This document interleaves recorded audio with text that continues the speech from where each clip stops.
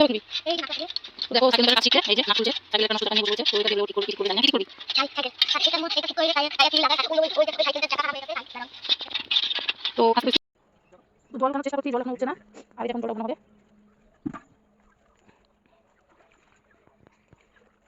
যখন সেই জল দেবে তাই মোটর করতে এসেছে সাথে আমি এসেছি তো দেখো এই জলটা ছিল মিলে তো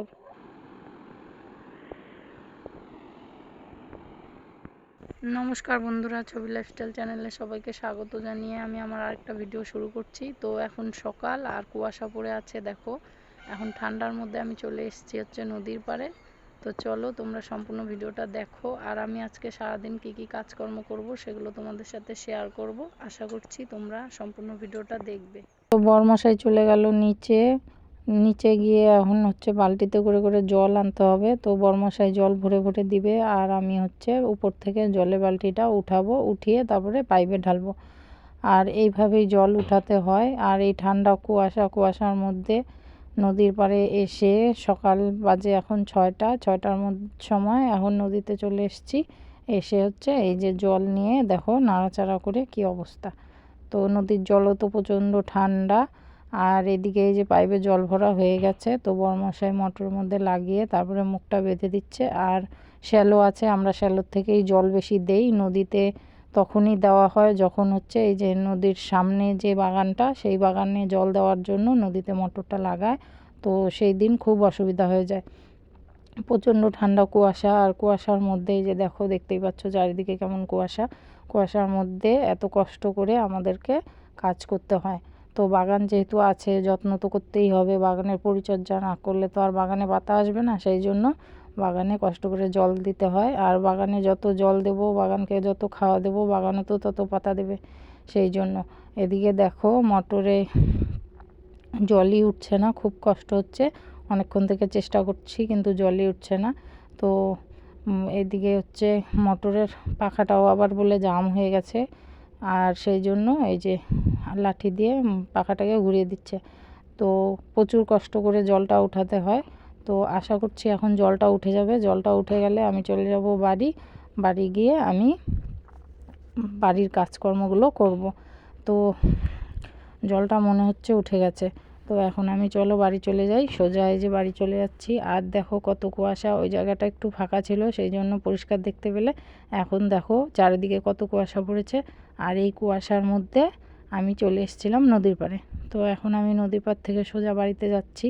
আর চারপাশে একটাও লোকজন কেউ নেই, এত সকাল মানে কি বলবো। আর এই সাইডটা তো ফাঁকা জায়গা, এই সাইডটা তো বাগান, এই সাইডে এত সকালে কেউ থাকেও না। তো যখন দুপুর হয় তখন সবাই এসে মাঠে কাজ করে। আর এই যে দেখো আমি যাচ্ছি, আর কপালে টিপও নেই, কারণ আমি ঘুমের থেকে উঠে মানে সোজা চলে এসেছি চাদরটা নিয়ে। আর এটা আমার বাড়ি পরার চাদর, আমি এই চাদরটাকে ছাড়ি না, এই চাদরটা পরতে আমার ভালো লাগে। অনেক দিন থেকে এই চাদরটা পরি, সেই জন্য তোমরা হয়তো ভাববে যে কি আদ্যিকালের একটা চাদর পরে আছে, কিন্তু এই চাদরটা পরতে পরতে আমার অভ্যাস হয়ে গেছে, সেই জন্য এই চাদরটাকে আমি ছাড়ি না। তো আমি এখন টুকুস করে এক পা দুপা করে বাড়ির দিকে এগোচ্ছি। তো চলো আমি বাড়িতে যাই, তারপরে কথা হচ্ছে।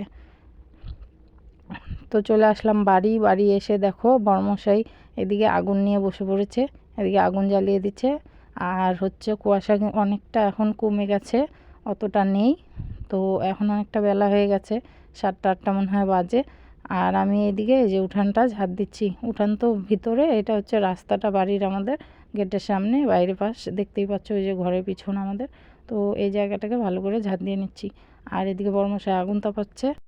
তো আমার ঝাঁট দেওয়া বাসি কাজটা সব কিছু সেরে নিয়েছি, সেরে তারপরে রান্নাও সেরে নিয়েছি। অনেকটা বেলা হয়ে গেছে। আর কি রান্না করেছি দেখে নাও।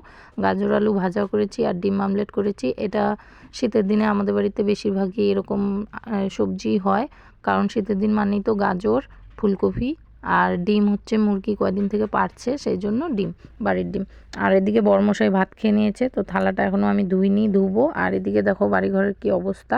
তো ছেলে বাড়িতে থাকলে আমার বাড়িঘরের অবস্থা এরকমই থাকে, এগুলো আবার আমাকে গুছাতে হবে।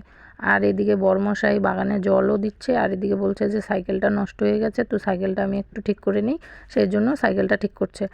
আমাদের তো বাইক নেই, সেই জন্য সাইকেলই আমাদের সব কিছু, বাইকের থেকেও বেশি। তো যার যেটা থাকে সেটাই তার কাছে অমূল্য রতন, আমাদের কাছে এই সাইকেলটাই অমূল্য রতন।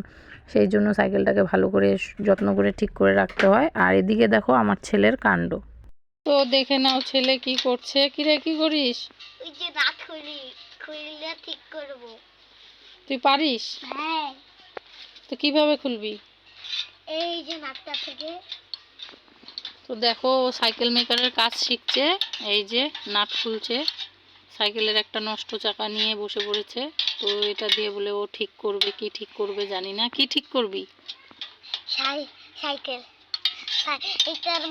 এইটা ঠিক করে টায়ার টিউব লাগায়। ওই ওই ওই ওই সাইকেলটার চাকা খারাপ হয়ে গেছে, তাই লাগাবো।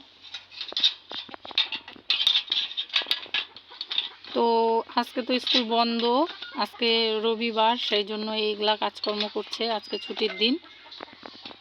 তো বরমশাইয়ের সাইকেল ঠিক করা হয়ে এসছে, আর এদিকে ছেলেরও সাইকেলের চাকা ঠিক করা হয়ে গেছে। সাইকেলের চাকাটা নিয়ে তখন যুদ্ধ করলো, যুদ্ধ করে এখন আবার ওর বোনেদের সাথে মনে হয় খেলতে গেছে, জানি না, বেশি তো খেলে না, গেছে, আবার একটু পরেই চলে আসবে। আর এটা হচ্ছে আমার সাইকেল, এটা নিয়ে আমি সব জায়গায় যাই। আর এই যে চাকাটা পড়ে আছে, এটা এখন আমাকেই উঠাতে হবে। ও তো ওর কাজ করে চলে গেছে, এখন আমার কাজ বাড়িয়ে রেখে গেল।